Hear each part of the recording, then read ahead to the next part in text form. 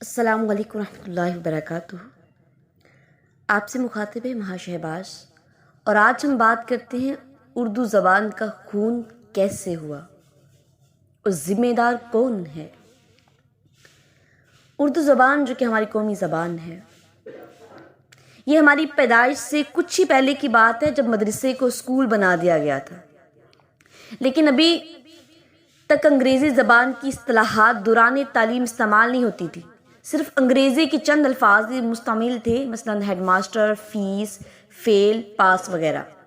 گنتی ابھی کاؤنٹنگ میں تبدیل نہیں ہوئی تھی اور پہاڑے ابھی ٹیبل نہیں کہلائے تھے کہ 60 کی دہائی میں چھوٹے بچوں کو نام نہاد پڑھے لکھے گھروں میں خدا حافظ کی جگہ ٹاٹا سکھایا جاتا اور مہمانوں کے سامنے بڑے فخر سے معصوم بچوں سے ٹاٹا کہلوایا جاتا۔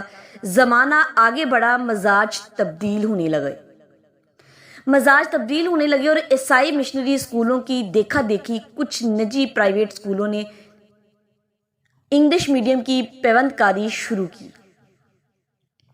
سالانہ امتحانات کے موقع پر کچھ نجی پرائیویٹ اسکولوں میں پیپر، جبکہ سرکاری اسکول میں پرچے ہوا کرتے تھے۔ پھر کہیں کہیں استاد کو سر کہا جانے لگا اور پھر آہستہ آہستہ سارے اساتذہ ٹیچرز بن گئے۔ پھر عام بول چال میں غیر محسوس طریقے سے اردو کا جو زوال شروع ہوا، وہ اب تو نہایت تیزی سے جاری ہے۔ اب تو یاد بھی نہیں ہے کہ کب جماعت کلاس میں تبدیل ہو گئی، اور جب ہم جماعت تھے وہ کب کلاس فیلوز بن گئے۔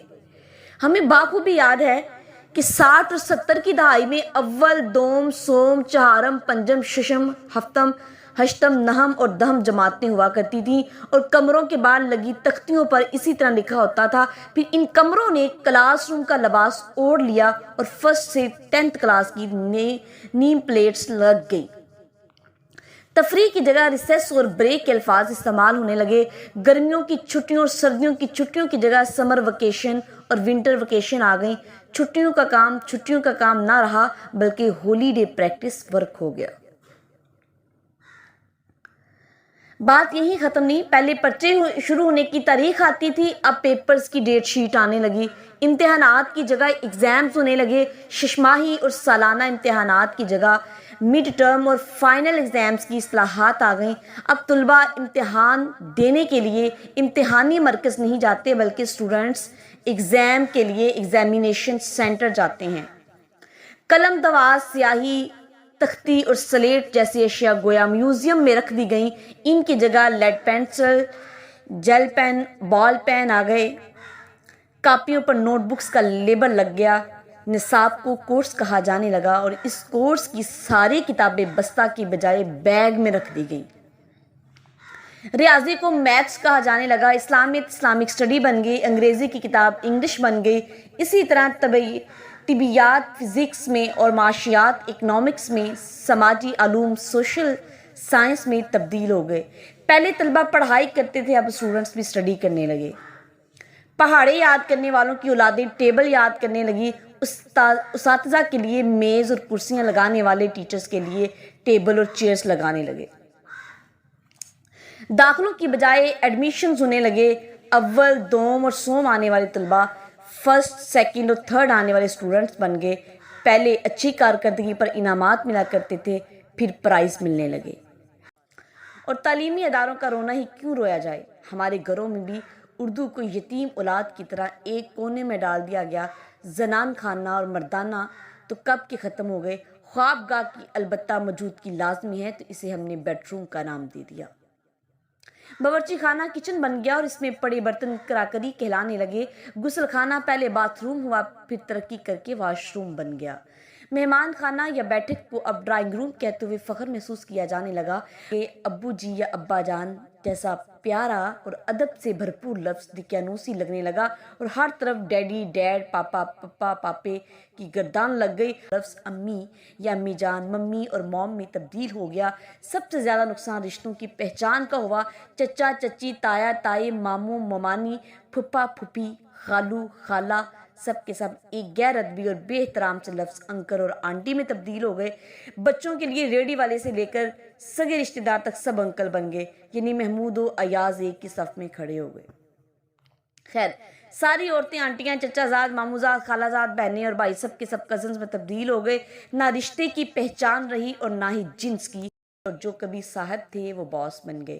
بابو کلرک اور چپڑاسی پین بن گئے.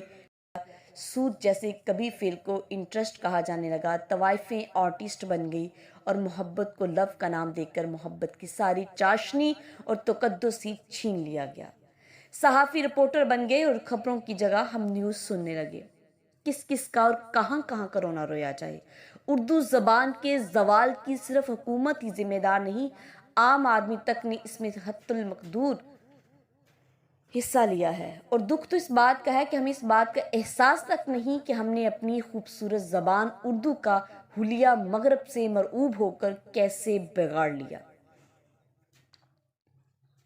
ہم ایک جملے میں 3-4 انگریزی الفاظ کا تڑکا لگانے کو تہذیب بلکہ مینر سمجھنے لگے ہیں، اور وہ الفاظ جو اردو زبان میں پہلے سے موجود ہیں، مستعمل بھی ہیں، ان کو چھوڑ کر انگریزی زبان کے الفاظ کو استعمال کرنے میں فخر محسوس کرنے لگے ہیں. وائے ناکامی متا کارواں جاتا رہا، کارواں کے دل سے احساس زیاں جاتا رہا. ہم کہاں سے کہاں آ گئے اور کہاں جا رہے ہیں. دوسروں کا کیا رونا روئیں، ہم خود ہی اس کے ذمہ دار ہیں، دوسرا کوئی نہیں. بہت سے اردو الفاظ کو ہم نے انگریزی قبرستان میں مکمل دفن کر دیا ہے اور مسلسل دفن کرتے جا رہے ہیں، اور روز بروز یہ عمل تیز تر ہوتا جا رہا ہے. روکیے خدا را روکیے اردو کو مکمل زوال پرہیز روکیے خدا را روکیے اردو کو مکمل زوال پذیر ہونے سے روکیے. اگر آپ مناسب سمجھیں تو قوم کو بیدار کرنے کی خاطر اس تحریک کو شیئر کریں، اس ویڈیو کو شیئر کریں.